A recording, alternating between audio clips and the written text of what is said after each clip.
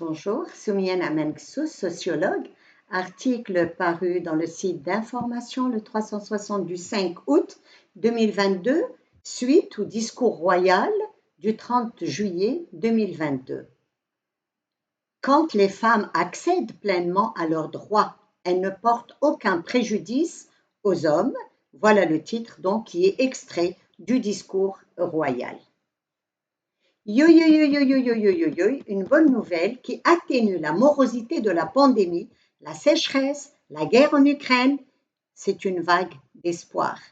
Un souffle fort, porteur de promesses pour les femmes, les familles, pour la société. Une partie du discours royal a été réservée à la femme, à la nécessité qu'elle, je cite, qu'elle apporte son plein concours dans tous les domaines. Fin de citation. Oui, Majesté, c'est un acquis qui se renforce de jour en jour. Les Marocaines ont besoin de reconnaissance pour les batailles qu'elles mènent sur tous les fronts. Le discours royal est un réconfort moral tant mérité. Le Maroc est en pleine ébullition. Ses grandes réalisations et ses chantiers en font un exemple universel, reconnu par tous, enfin presque, si l'on exclut un voisin qui demeure sourd aux appels d'un souverain prêt à lui tendre la main pour s'unir au lieu de rester les seuls pays au monde dont les frontières terrestres sont fermées sans être en situation de guerre. L'intérêt du monarque pour la promotion de la condition féminine a été clair dès son discours d'ascension au trône en 1999, où il a été dit « pas de progrès ni de prospérité » alors que les femmes, qui constituent la moitié de la société, voient leurs intérêts bafoués. Depuis, les efforts de la société civile ont été couronnés par des réformes révolutionnaires, le Code de la famille, le Code de la nationalité, le Code de la nationalité qui a permis aux Marocaines de transmettre, aux mères marocaines, de transmettre leur nationalité à leurs enfants nés de pères étrangers. Et enfin, la réforme de la Constitution en 2011 qui a officialisé, institutionnalisé l'égalité homme-femme, le genre et la parité. Le dernier discours royal a déclenché des réactions masculines, des félicitations parfois sincères. Mabrouk, le Malik ata qima, le roi vous a valorisé. Parfois des félicitations moqueuses. Attention à ce que tu vas dire en présence d'une femme maintenant. Ou alors des réactions négatives de la part de conservateurs fanatiques qui peuvent te dire la vie vous a comblé, vous en aviez déjà trop. Vous voulez arriver vous voulez arriver où? Les femmes ont dépassé les limites. Non, ce n'est pas la vie qui nous a donné, c'est l'engagement des femmes, des mères, des pères aussi qui scolarisent leurs filles, des féministes et d'un souverain éclairé. Pour ces détracteurs, femme, quand on parle de femme, ça désigne dans leur esprit seulement l'épouse, donc l'adversaire, ou alors la collègue qui pour eux vole le travail des hommes. Ils oublient que quand on dit femme, et les droits de femme, il s'agit de leur fille, de leur mère, de leur sœur, de leur tante, etc. 19 ans après la réforme du Code de la famille, le profil des femmes s'est métamorphosé. Le Code de la famille est aujourd'hui dépassé et en contradiction avec les conventions internationales que le Maroc a ratifiées.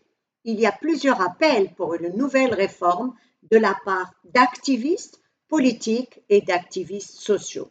L'heure est arrivée de s'y atteler. Le monarque appelle à la généralisation des tribunaux de la famille à l'échelle des régions. Reste à lutter contre les mentalités rétrogrades de nombre de juristes. Comment empêcher un juge de traiter de mécréante, de kafra, une épouse qui refuse que son mari se remarie sous prétexte qu'elle le pousse à vivre dans le péché. Comment empêcher un juge de marier une fille de moins de 18 ans alors que dans sa mentalité, c'est comme ça que ça devrait se passer. Il lutte contre la fornication. Un programme de sensibilisation et surtout de formation doit être établi pour briser ces réticences. Il faudrait améliorer l'accueil dans tous les tribunaux. L'accueil y est déplorable. Il faudrait former à l'accueil et créer au sein des tribunaux des guichets d'information performants où les citoyens et les citoyennes sont informés, orientés et suivis. Dans un pays où le tiers de la population est rural, où l'analphabétisme touche près de 42% des femmes âgées de plus de 10 ans, dont la moitié des rurales, l'accès à l'information est très difficile.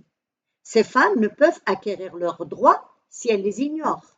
La précarité, également la pauvreté, empêchent ces femmes de se déplacer vers les centres urbains où se trouvent les tribunaux, d'où la nécessité de créer des tribunaux itinérants.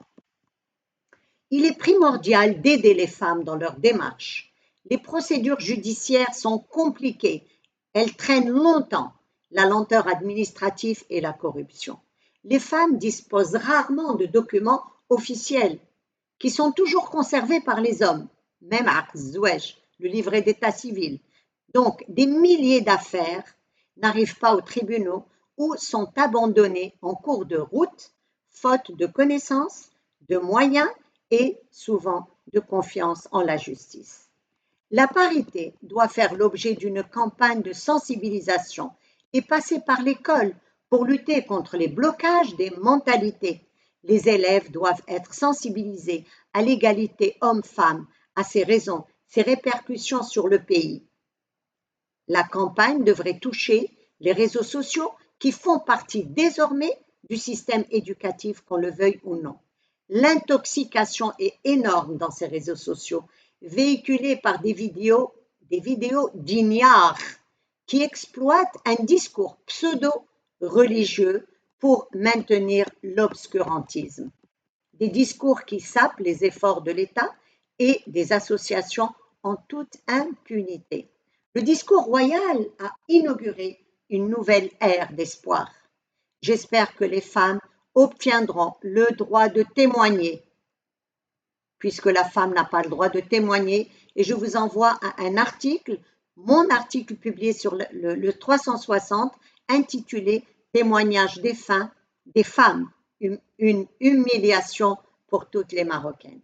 J'espère qu'Amir Mo'minin se penchera sur la question d'El Tassib, qui n'est pas édictée par le Coran, et je vous envoie à mes articles sur Tassib dans le 360. Les lois successorales et le partage de l'héritage entraînent des drames et la précarité féminine, et donc de plusieurs familles. J'espère le rétablissement du testament en faveur d'héritiers potentiels conformément aux recommandations du Coran pour permettre aux époux de se protéger et de protéger leurs enfants.